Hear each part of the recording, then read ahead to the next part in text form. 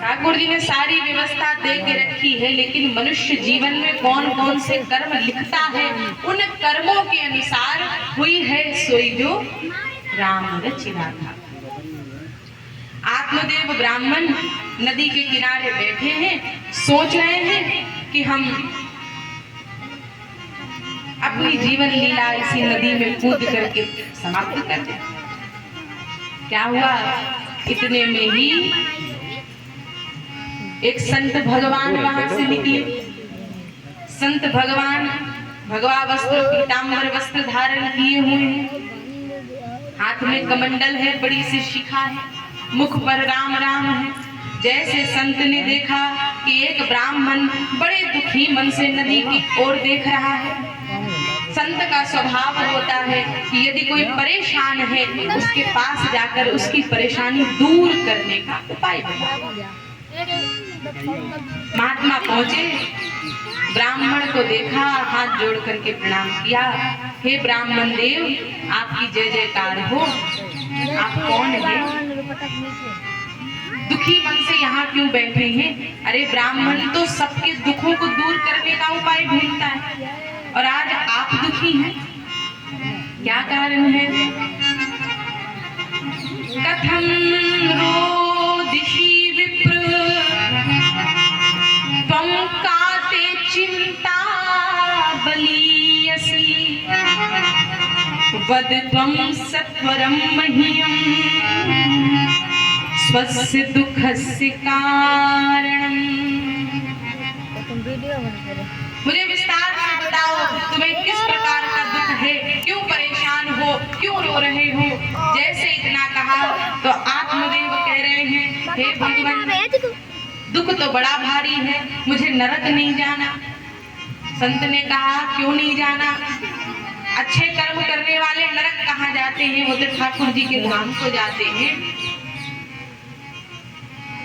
आत्मदेव ने कहा, प्रभु मेरे भाग्य में बेटा नहीं है, आप कोई ऐसी औषधि, कोई ऐसा फल दे दो, कोई ऐसा मंत्र बता दो जिससे हमारे बेटा हो जाए।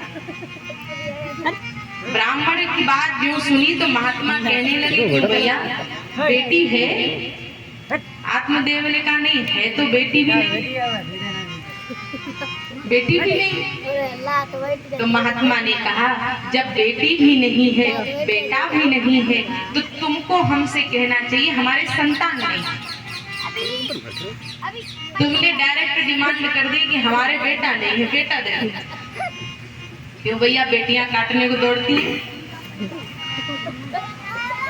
आत्मदेव ब्राह्मण कह रहे, नहीं नहीं, बात ऐसी नहीं है। बात ये है महाराज कि हमारे आस पड़ोस वाले कहते हैं कि जिनके बेटा होता है केवल वही स्वर्ग जाता है। संत ने कहा, मनुष्य अपने कर्मों से स्वर्ग और नरक भोगने जाता है, उसके स्वर्ग और नरक में उसका बेटा बेटी कुछ नहीं करते।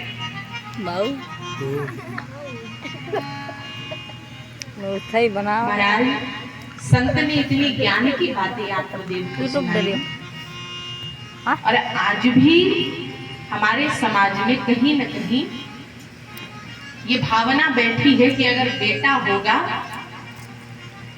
तो हमारे वंश को आगे बढ़ाएगा, बेटा होगा तो हमारी बुढ़ापे में सेवा करेगा, बेटा होगा तो हमसे बड़ा धनवान कोई नहीं। बेटी ना हो कोई बात नहीं, पर बेटा जरूर होना चाहिए। और आपको एक बात बताएं, कहते हैं जिस माँ के गर्भ से कन्या जन्म नहीं लेती उस माँ की कोख पवित्र नहीं हुई।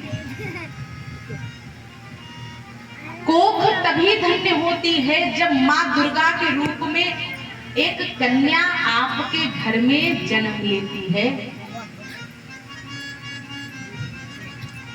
पहले के समय में राजाओं के जब पुत्र होते थे तो पुत्री प्राप्ति के लिए राजा हवन तप कराते थे कि हमारे घर में एक जगत जननी नारायणी अवतार है। राज का समय क्या है?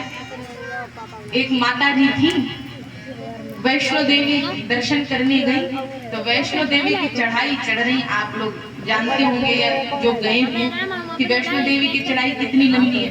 तो उन्होंने हाथ में घी का दीपक जलाया, घी के दीपक को उन्होंने ये सौगंध खाई कि ये दीपक जलता हुआ पूरा मैं वैष्णो देवी के मंदिर लेके जाऊं। तो लोगों ने जब उनकी तपस्या देखी, इतना माता रानी से प्रेम की दीपक जलाते हुए पैदल चढ़ाई चढ़ती चली जा रही है, कुछ इतनी भारी इच्छा लेकर के जा रही है, इतनी तपस्या, इतनी मेहनत कि खत्म हो जाए तो रास्ते में ही डाल रही, आराम भी नहीं कर रही, भूखे प्यासे नंगे पांव दीपक जलाते हुए चढ़ाई करके हुए जब वैष्णो देवी मंदिर में पहुंची तो उनके और जो साथ में रिश्तेदार वगैरह साथ में दर्शन करने गए, उन्होंने देखा कि हम देखेंगे कि ये मांगती क्या है भगवान से, ये माता रानी से क्या मांगेंगे।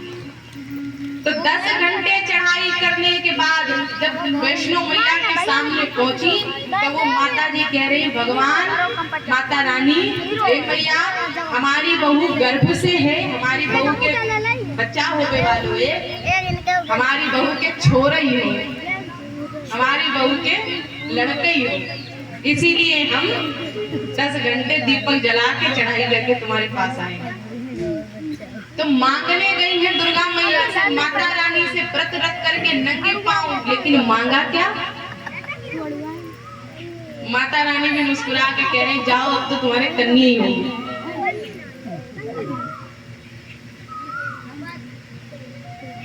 संतान कन्या है या पुत्र है, इससे ज्यादा जरूरी ये है, भगवान से कहा करिए प्रभु जो भी जन्म ले वो अच्छे संस्कारों से हो, वो हमारे कुल का नाम आगे बढ़ाए, हमारी सेवा करे, हमारा नाम रोशन करे।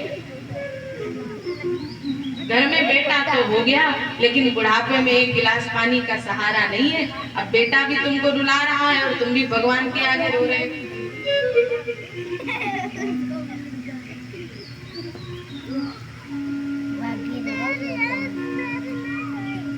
महाराज,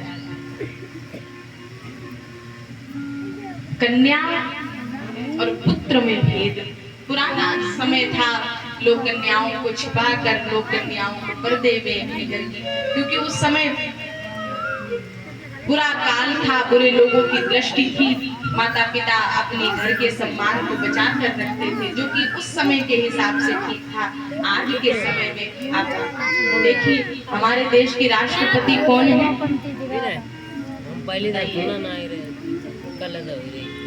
एक महिला, आदिवासी महिला।